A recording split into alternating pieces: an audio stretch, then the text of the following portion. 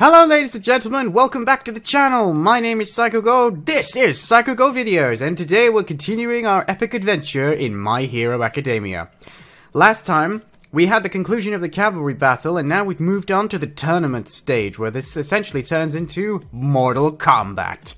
Now Midoriya is up against the creepy guy whose powers that we still didn't really know what it was, but we kind of have an idea that if you talk to him, he seems to have the ability to basically influence your mind somehow, and the episode ended with Deku stood in place unable to do anything and everybody is wondering what the heck is going on. So I don't know how he's going to get out of this one. Maybe he's going to somehow snap out of it, but either way, let's dive straight in and find out. So without further ado, 3, 2, 1, go.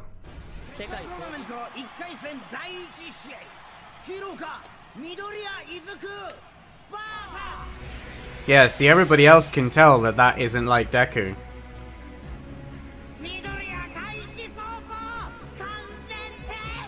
Although, the thing that makes me laugh is, they say that he's the one that's frozen, but Shinso hasn't moved at all.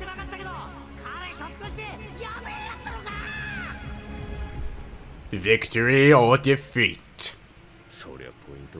So his plan all along was he knew that if we got here, then he would be able to get into the hero course that way. I see All Might in the background there, peeking from the sidelines.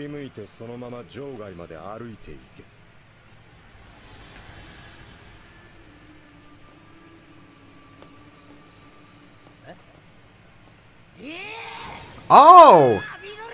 So he can literally just tell people what to do. He's got that kind of powers. I mean, All Might can't really help him, even though he's, Come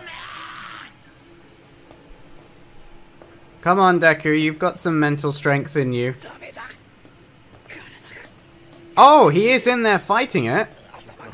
Okay, so you can be knocked out of it fairly simply.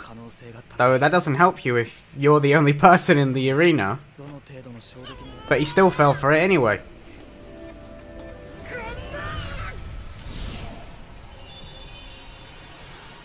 Oh? What just happened?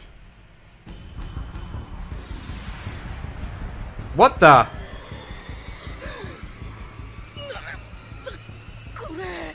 Whoa, what the heck? His powers are activating.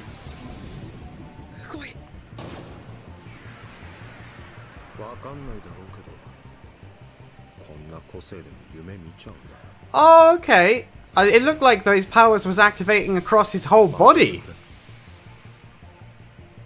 Come on, Deku. Oh, he just gave himself a shock. I'm really curious as to what happened then, though. Yes, he did. And I reckon he's a little bit angry now. I know I would be. Ah. Are they the people who had the quirk before him? Yes. I did wonder if something along those lines could happen.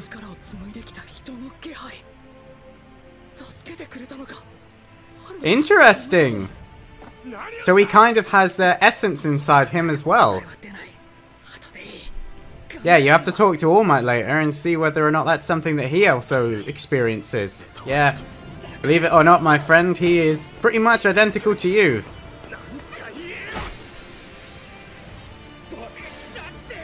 Oh, he definitely looks annoyed. I love the fact that he's just standing there.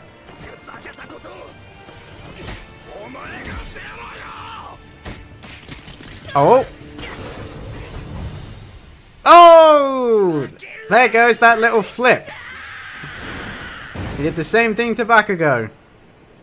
Down you go. Who said that?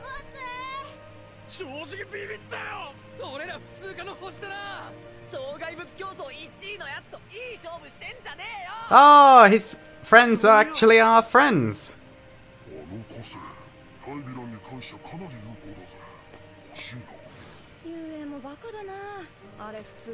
Oh, the other heroes all think. Nice. So they might end up taking him on anyway.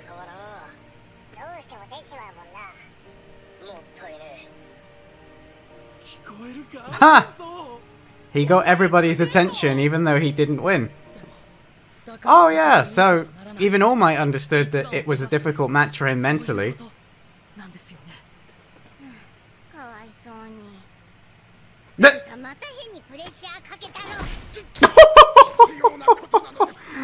Oh, you don't want to get her mad, clearly.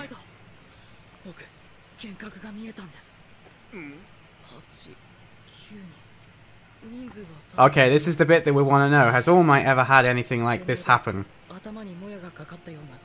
Because that definitely looks like the colour of the lights from when All Might did his Plus Ultra finisher in the last season.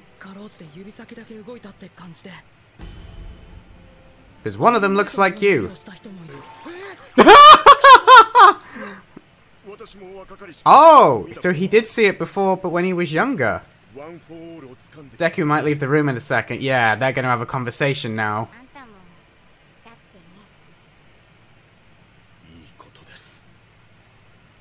Oh, so yeah, he knows a lot more than he was letting on then. You were there too. That means that his essence has passed on. Like he said, he's losing his ability to use one for all. Oh! Father and son. Oh, he has siblings. Oh, I bet they were all created for the sole purpose of surpassing All Might as well.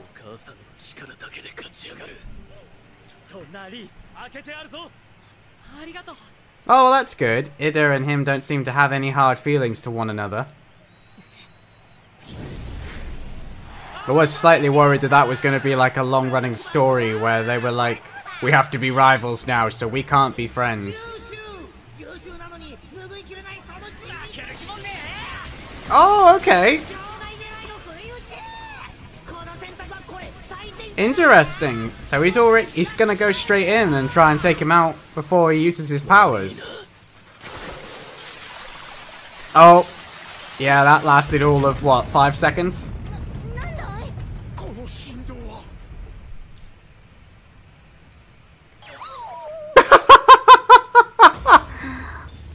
Okay.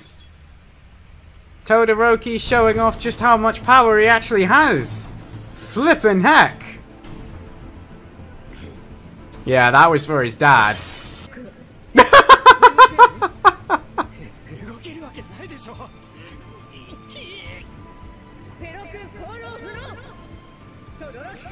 Okay. So, that was, yeah, everybody is pretty, like, dumbfounded by that level of power. So both Todoroki and Deku have the same problem in that if they really just let loose with their powers, the amount of damage that those two could do collaterally is nuts when you think about it. And yes, he did look very sad, Deku. Well, there you go, ladies and gentlemen. That was My Hero Academia episode 20. What a pretty good episode that actually turned out to be. I mean, it was kind of interesting. I really wasn't sure what was going to happen when Midoriya and Shinjo, I think his name is, you know, the guy with the brainwashing quirk, went up against each other. I thought it was really interesting the way that he was able to break out, and I don't buy that explanation that All Might gave him in the slightest. I definitely think that they did interfere, and I think that it is the essence of the previous uses. I think they all come together, and that's how every incarnation of the user of One for All gets stronger. They're actually wielding the power of the previous inhabitants, and that's what All Might did when he did his big plus ultra punch in the season 1 finale. You know, where he sent Nemu or Nobu, whatever his name is, up into the sky, because obviously we saw those lights, and it was very similar to what Deku just saw. And in my opinion, that's what he does. You know, he's channeling stroke summoning the energy and the power of the previous users, and because All Might is also among them, Deku is going to end up becoming more powerful than All Might ever was, because he has another essence essentially to draw on, which is obviously what All Might told him, that eventually he should surpass him. But the interesting thing is what was said after Deku left the nurse's office, and she made a point of stating that he said you were there as well. And All Might didn't seem surprised by that, he just said that that's a good thing. which I think only enforces the idea that All Might... I don't think his weakening is necessarily completely due to his injury. I think you can't pass on the power to the next individual without losing that power yourself. And he is essentially running on borrowed time. Every time he uses his powers now, he is, you know, like he said, he's got a much less time that he can stay in his maximum size. He's not as strong as he used to be. He's getting slower. But I think eventually he's just going to one day not be able to use any of his power. He might be stronger and faster than the average citizen, but I genuinely don't think he's going to be able to be All Might after a certain amount of time has passed. I don't know though, I could be completely wrong, but that's what I think this it's hinting at, and that's what I think it's going to end up being. And, you know, otherwise the previous All Mights, not previous All Mights, but, you know, the previous one for all users could have been one of those, you know, moments where they could have teamed up. You know, I think that the guy that All Might was messaging at the beginning of this season is the person that gave him One for All. We didn't get that confirmed, and we haven't seen that person again, but if he was, he's, you know, he's an old man now, but he probably wouldn't have been when he gave him the quirk originally, so there's no reason they couldn't have fought side by side, unless, of course, it's literally not possible, because by the time the new user is mastered the quirk, the old user is pretty much on his last legs, and it's just a natural progression of, as one person leaves, the next person steps up to the plate and, you know, carries on the legacy, so to speak.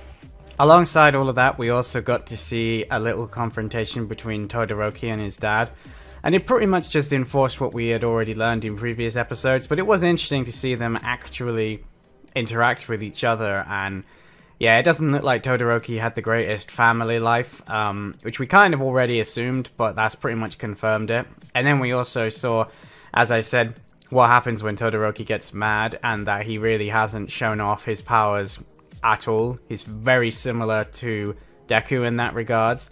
They are both constantly having to hold back for fear of, you know, causing serious injury.